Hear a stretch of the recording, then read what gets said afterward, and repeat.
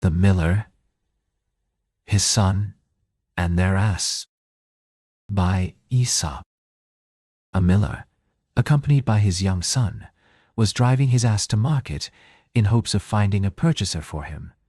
On the road they met a troop of girls, laughing and talking, who exclaimed, "Did you ever see such a pair of fools?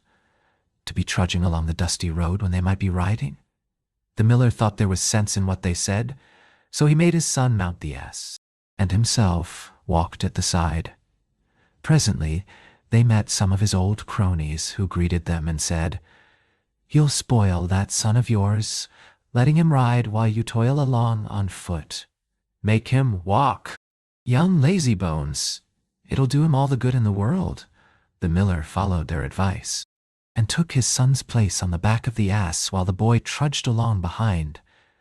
They had not gone far when they overtook a party of women and children, and the miller heard them say, "What a selfish old man! He himself rides in comfort, but lets his poor little boy follow as best he can on his own legs." So he made his son get up behind him. Further along the road they met some travelers, who asked the miller whether the ass he was riding was his own property, or a beast hired for the occasion. He replied that it was his own, and that he was taking it to market to sell.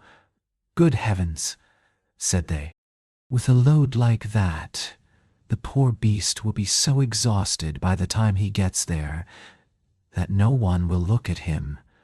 Why, you'd do better to carry him." "Anything to please you," said the old man. "We can but try." So they got off, tied the ass's legs together with a rope and slung him on a pole, and at last reached the town, carrying him between them.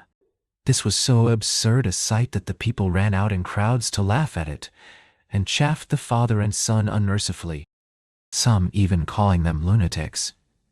They had then got to a bridge over the river, where the ass, frightened by the noise and his unusual situation, kicked and struggled till he broke the ropes that bound him, and fell into the water and was drowned. Whereupon the unfortunate miller, vexed and ashamed, made the best of his way home again, convinced that in trying to please all he had pleased none, and had lost his ass into the bargain. You are in the Silver Library. If you enjoyed the experience, like and subscribe for more.